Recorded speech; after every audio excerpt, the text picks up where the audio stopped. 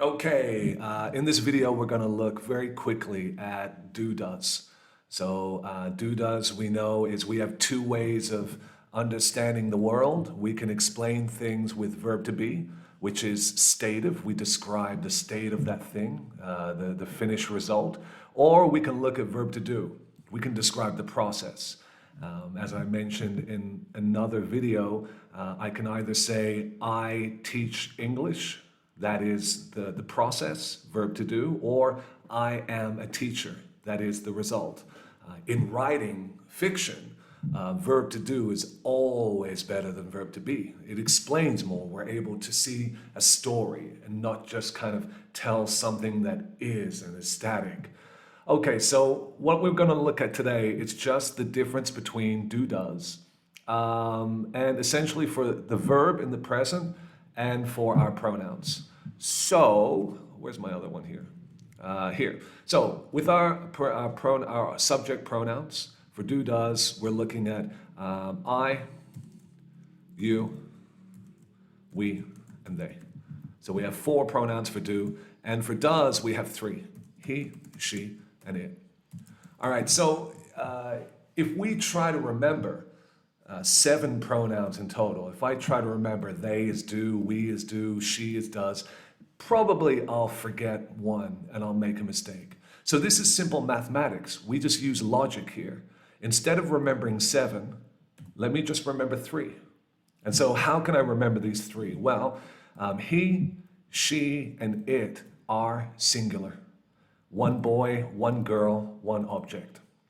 And of course now we can also say they. And they, we understand in the context, is a singular person as well, but without referring to that person's gender.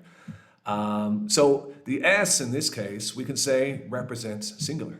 It's a singular person. So does is always gossip. When we're talking about a person who is not here to defend themselves, that's does.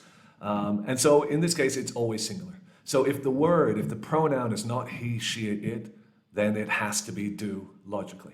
Okay, so let's look then at how our verb changes in this. The analogies I'll give is in Portuguese, my second language here in Brazil, where in Portuguese, the verb changes 4 times. So it changes in the present for 4 different pronouns. It changes in the future. It changes in the past for everybody.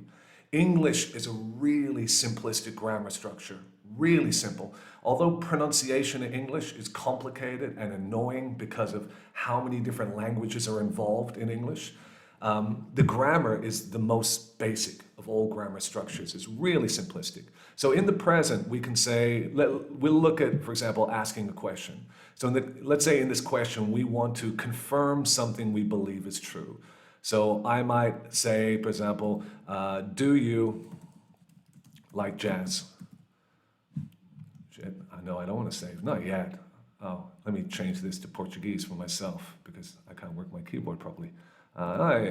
Do you like jazz? Okay, so let's say that the answer to this, we're using, first of all, we're starting with an auxiliary, a yes-no question, because we're confirming an object. In this sentence, I have my object, I have my verb, and I have my subject here. So when we create that question, when we want to confirm an object, we start here. And we just say A, B, C, D. A, do, B, you, C, my verb, like, and D is jazz, my object. So anytime I have an object and I want to talk about it, I want to confirm it with you, well then I'll start always with my auxiliary. Do you like jazz? The answer to this can be essentially 2 things. We can say no, I don't like jazz. Or we can say yes, I like jazz. All right, so that's easy enough. Well then let's look at talking about another person. So we'll look at gossip. So when we're gossiping, it becomes does. Does Kian like jazz? And so our answer could be no. He doesn't like jazz. Or yes, he likes jazz. All right, so what's the point of this little activity or thing-me-bob that I'm doing? Well, let's look at how often in the sentence, in these situations, we actually change the verb. So here, here, here, here, and here, the verb never changed. It was always the same. Like, like, like, like, like. So in the question, we use an auxiliary. The negative, we have the auxiliary. In the question, the auxiliary, the negative, the auxiliary. All right, so the only time we change the verb in English in the present is here. That's it, for gossip. It's the only time we're changing the verb is an affirmative sentence in the present. When we look at simple past, the verb structure is the same for everyone. It's either, he liked jazz when he was young, or I liked jazz when I was young. The same thing when we look at the future. And we'll look at this where the future, not just with will and going to, but with every model. I can go, he can go. I have to go, he has to go. Go never changes. Our verb stays in that present form. So the verb is only changing here, once. Once again, different to Portuguese. Eu gosto, ela gosta. Nós gostamos, eles gostam. So we changed the verb 4 times in Portuguese. English, just once. It makes life ridiculously easy. Okay, so that's it for today's video. This was just really brief, looking at the difference principally between the pronouns for do and does.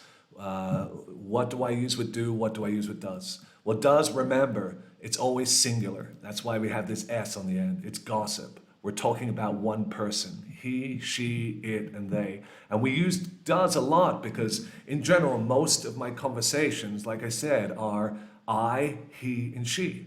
Because I'm talking to you, I'm giving my experience, and we love talking about other people. But usually it's singular because it's just easier to focus and to follow one story. So the same thing, when we look in the simple present, we're only changing this verb one time. It's ridiculously easy in English. The grammar structure is so simplified. Pronunciation, sure, pain in the ass, but the grammar is really, really easy. All right, listen, thank you so much. I have no idea what the next video is going to be, but I probably just record it in probably the next 5 minutes or so. If you like this, as always, to fix your camera or this image that's upside down, all you have to do is press like and subscribe, and magically in your settings, I will appear the right way around. More videos are coming soon. Listen, thanks guys.